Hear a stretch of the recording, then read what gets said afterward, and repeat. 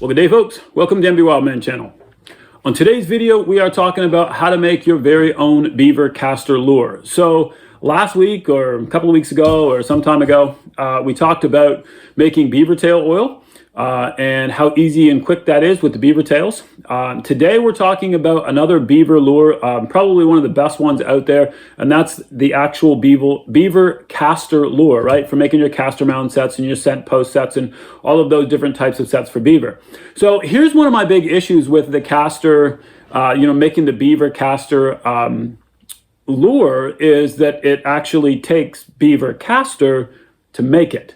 And I don't know about you, but right now, as far as I know, the beaver castor is the most valuable part of the beaver. So last year and the year before, castor prices were pretty high. I think they're leveling out right now. But even so, when you take a look at the fur prices, I mean, a castor is as much as or pretty close to the value of the pelt.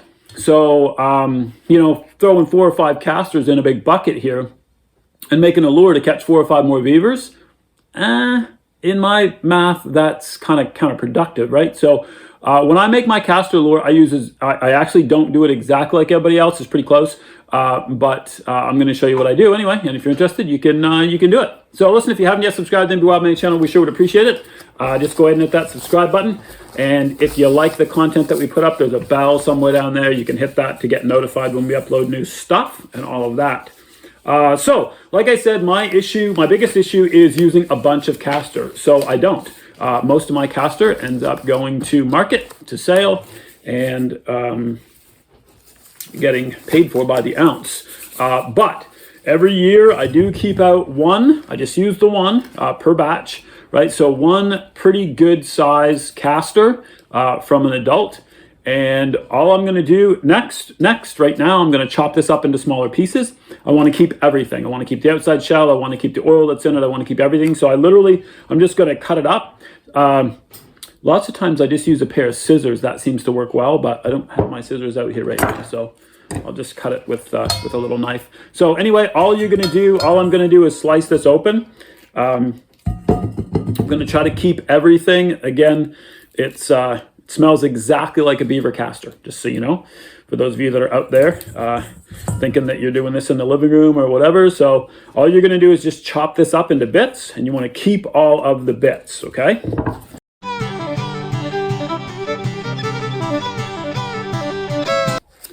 Okay, so there we go, all chunked up just in little pieces. Now, a lot of videos you watch and a lot of guys will tell you that, you want to put this right into like an old like mincer or like a food processing unit. I don't do that. I find that really messy and hard to clean up from and all of that. So I just take, I bought an old set at a yard sale somewhere, just a regular old set of beaters, right? Like Grammy's old kind. That's all I need. And in there, I'm going to put, with the castor, all I'm going to put is the food grade glycerin, right? And I'm going to want to I put a fair amount of the glycerin in because I only have the one castor and I need it to be pretty soft and pretty liquidy for my next step. So just going to put in the glycerin. I'm going to stir it up with the beaters until it gets into like a pasty type, substance.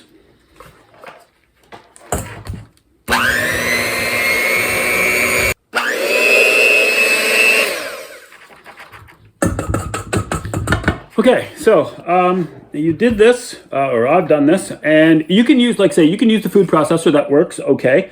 It works actually probably better than this.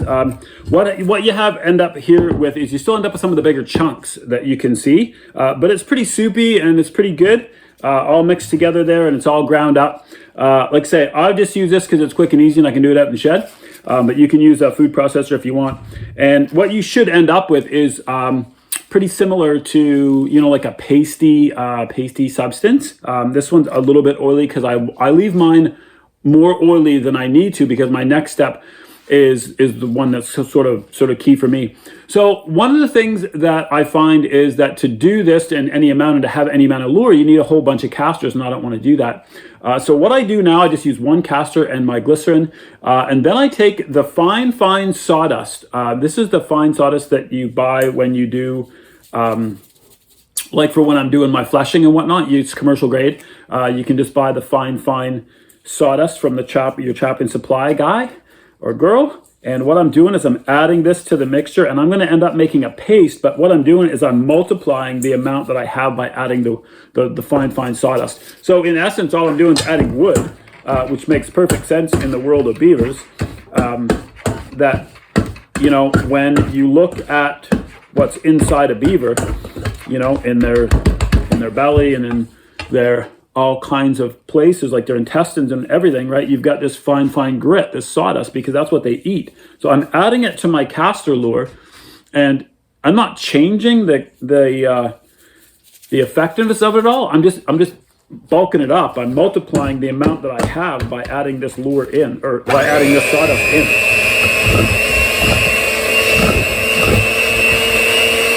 So I add some in, and then I mix it until I end up with the consistency that I want. And again, what I want is no different than anyone else. I want like a paste.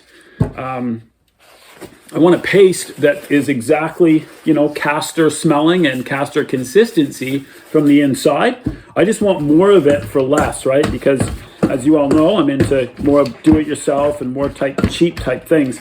And as soon as I get this in the consistency that I want, I'll just bottle it up. And I'll use it for my castor mound sets and all of those things. The reason, like I say, that I add the extra glycerin and make it a little more soupy than everyone else is because when I add the sawdust, of course, that absorbs in and it ends up being more kind of pasty, right? So you can experiment with this a fair bit, and you can go back and forth whether or not you want it to be like a little more runny, or whether you want it to be a little more solid, or kind of whatever you want it to be. But for me, right, so I've got my castor in there, I've got my glycerin in there, and I've added my sawdust in there. And then, as you can see, what we have is a high quality, right? That's a paste, right? So you got a paste bait right there, right? So you've got the beaver castor and all that. It smells exactly like it's supposed to smell. Has a little different consistency, right, because of the sawdust that I put in. But you know what? Consistency change, you know, not a big deal. You take that out, make a little ball of that. Make a little ball of that for a castor mound set, right, out there, and you're all set. So anyway, just a quick tip with how to make your beaver castor lure and how to stretch it and make it go a little farther than you normally would. Again, this one castor right here, I mean, I don't use a whole lot of this at my castor sets. I mix them up with mud and everything else when I'm out there at the beaver dams. So, I mean, I could probably do 5 or 10 sets with just this one little batch, right? So, anyway, again, just thought this might be something that could help you out. And until next time, happy hunting from the MB Wildman channel.